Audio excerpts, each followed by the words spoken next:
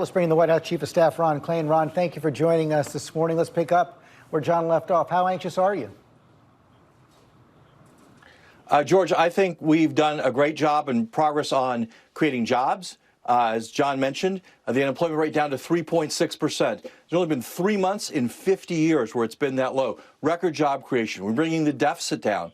We saw the highest economic growth in a single year in American history since 40 years ago in 2021. But we have work to do, and that's what the president's been talking about this week. A new budget to bring the deficit down even further and to improve education and health care, which he introduced on Monday.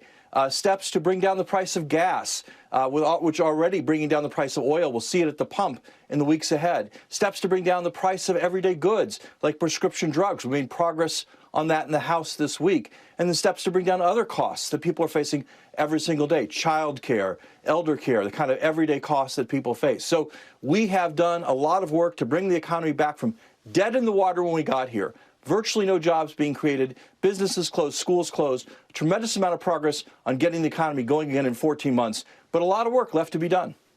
And I want to ask more about that coming up, but let's go to Ukraine right now. What do you make of this Russian retreat from Kyiv? Is Russia losing this war?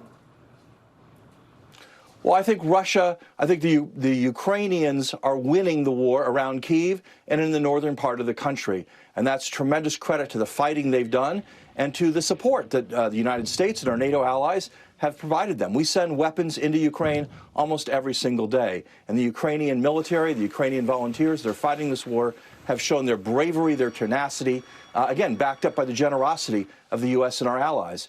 But I think we have to be very clear. I think there's a lot of evidence that Putin is simply taking his troops out of the northern part of the country to redeploy them to the eastern part of the country, to relaunch a battle there. So I think there have been victories for the Ukrainians so far, but this war, sadly, is far from over.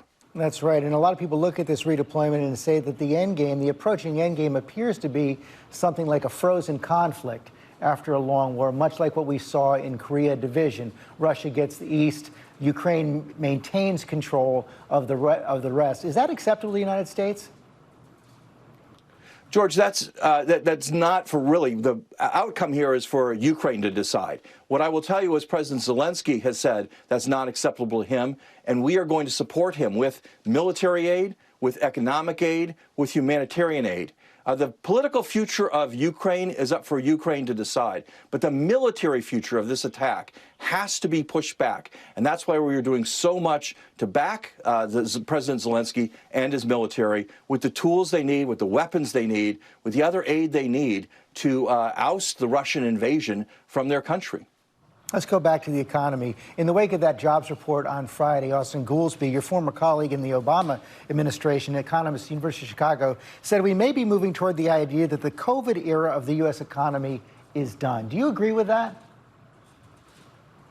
Well, I cautiously agree with that. I certainly think we, thanks to the success President Biden has had in vaccinating over 225 million Americans, boosting over 100 million Americans, America's back to work. I mean, again, as I said before, the unemployment rate is one of the lowest months in the past 50 years. We have fewer people requiring unemployment assistance today than we did any time since 1970. So we've solved the jobs crisis. We've got America back to work. America has protection from the existing forms of COVID. We have to be always vigilant and on guard, George, for this virus mutating again, for future waves. We have to be prepared to deal with that. But right now, as we stand here today, our schools are open, our businesses are open, people are coming back to work, people are coming back into the labor force. We had a big jump in labor force participation in March. So I think there are a lot of encouraging signs in terms of this economy coming back to being a robust jobs and business creating economy. A lot of signs of a powerful economy. As you know, inflation comes with that, and that's what appears to be on people's minds right now. You saw that a poll about the president's approval on the economy. We know gas prices are climbing higher and higher, and we also are seeing that Republicans are poised to exploit that in the midterms. Here's a montage of some of their ads. It's roared into our lives, Biden's raging inflation. We're paying the high price, and politicians are completely to blame. Mark Kelly, you rubber stamp Joe Biden's agenda, shutting down pipelines, spiking gas prices, causing rampant inflation.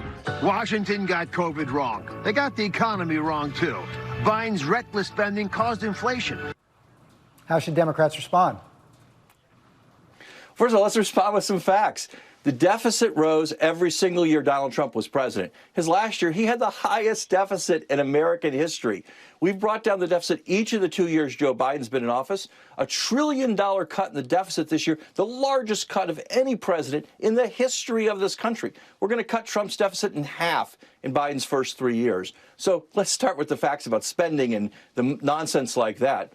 Gas prices are a problem. Absolutely, George. That's why the president took the actions he took this week to release 1 million barrels a day from the Strategic Petroleum Reserve to tell the oil companies they either need to pump oil on the 9,000 permits they have or give them back for others to do that, to increase production here. Those things we think are going to bring down the price of gasoline, relieve some of the pain at the pump.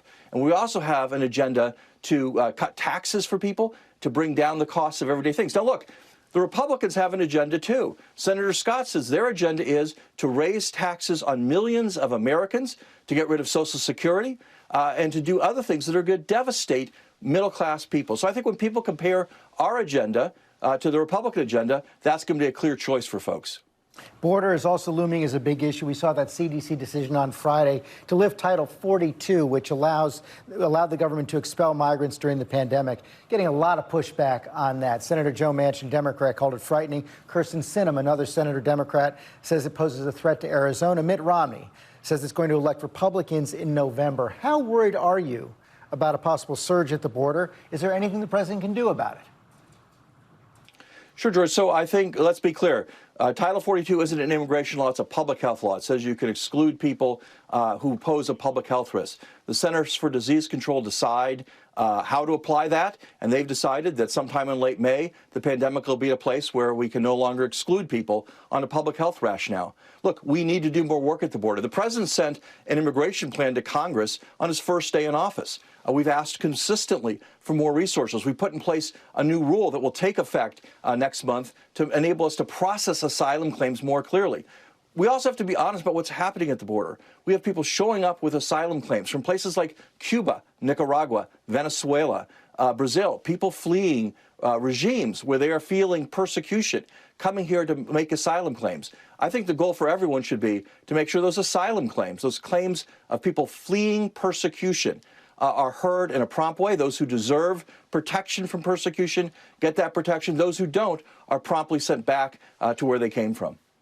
How did Democrats get on the wrong side of the crime issue that's coming up right now, especially in the wake overnight, another killing in Sacramento, at least 6 dead in a mass shooting? Well, George, I don't think Democrats are on the wrong side of the crime issue. The president has sent to Congress plans for robust funding of the police. Congress passed one of them just last week, 2 weeks ago, in the omnibus bill and raised our funding for police. We want to make sure we have strong law enforcement to respond to crime. We also want to make sure we have in place police reform and community violence intervention that help reduce crime. We have a plan to fight crime. Congress is making progress on that. I met yesterday with the new mayor of New York, Eric Adams, who's been a leader in this effort to control crime in New York. So we're working very hard to be at the forefront of efforts to both control crime and have balanced and sensible policing. We think we can do both. That's what we stand for, and that's the plans we put forward to the Congress. Let me ask you about the January 6th investigation of the possible prosecution of former President Trump. The New York Times is reporting today that as recently as late last year, this is a quote, Mr. Biden confided to his inner circle that he believed former President Donald J. Trump was a threat to democracy and should be prosecuted. He has said privately that he wanted Mr. Garland to act less like a ponderous judge and more like a prosecutor. Is that true? I've never heard the president say that, advocate the prosecution of any person. Look, one reason why Joe Biden got elected was he promised that we take the decision over who got prosecuted and what away from the White House and put it in the Justice Department. Only Richard Nixon and Donald Trump in the modern era believed that prosecution decisions should be made in the Oval Office, not at the Justice Department. We've returned the practice that every other president, Democratic and Republican, has had since Watergate, other than Trump, to let those decisions be made at the Justice Department. The president has confidence in the Attorney General to make those decisions, and that's where those decisions should be made. We also know the Justice Department is intensifying its investigation into Hunter Biden, the president's son. I assume the president has had no contact with the Justice Department about that? Neither the president or any of us at the White House have had any contact with the Justice Department about that. Is the president confident Hunter Biden didn't break the law? Of course, the president's confident that his son didn't break the law. But most importantly, as I said, that's a matter that's going to be decided by the Justice Department, by the legal process. It's something that no one at the White House has involvement in. The Washington Post also reported this week on deals that Hunter Biden had with a Chinese energy company, paid $4.8 million to entities controlled by Hunter and the president's brother. Is the president confident his family didn't cross any ethical lines? George, the president is confident that his family did the right thing. But again, I want to just be really clear. These are actions by Hunter and his brother. They're private matters. They don't involve the president, and they certainly are something that no one at the White House is involved in. In the wake of these text messages we saw this week from last week from Ginny Thomas, the wife of Supreme Court Justice Clarence Thomas, many are calling for an ethics code for Supreme Court justices, including Senator Chris Murphy, Democrat of Connecticut. If that passes the Congress, will the president sign that into law? Well, George, I'm not familiar with the specific legislation you're talking about. I think you've got the January 6th committee doing its job, and I think we ought to let that committee do its work. Our position here has been that the investigation of what happened on January 6th, this insurrection, this effort to turn back democracy, this effort to reverse the outcome of a democratic election, that should be explored by the January 6th committee, by the Justice Department, not by us at the White House. Should Clarence Thomas recuse himself from any issues, any cases having to do with January 6th? Well, again, I don't think that's for me to say, but I know a lot of people have said that. Again, I don't think this is a place for us in the White House to be involved with the rulings at the Supreme Court. I think that's for others to decide. Finally, I do know you're confident that Judge Ketanji Brown Jackson is going to be confirmed as a Supreme Court justice. Do you expect any more Republican votes? Well, I think she deserves more Republican votes, that's for sure, George. She's one of the most qualified nominees in modern history. She'll be only the second person ever to serve on the Supreme Court who was both a trial judge and appellate court judge before she came to the Supreme Court. She's got an outstanding academic record, outstanding record in private practice on the Sentencing Commission, and all throughout her career. And she acquitted herself before the committee admirably in the face of some ridiculous, absurd, and debasing questionings for some members of the committee. So I hope that everyone looks at that, looks at her record of accomplishment, looks at her performance before that committee, and does the right thing, which is vote to confirm Judge Jackson in the Supreme Court. She deserves those votes. What I know is she will get enough votes to get confirmed. In the end, I suppose that's the only thing that matters. But I wish more Republicans would look at the case here, look at the record, and vote to confirm Judge Jackson.